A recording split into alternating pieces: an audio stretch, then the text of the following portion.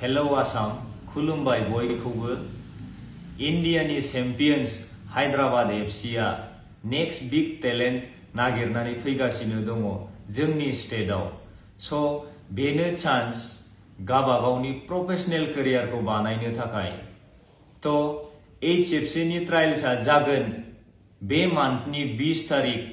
20 जुनाव जोंनि क'क्राझाराव थ' बयबो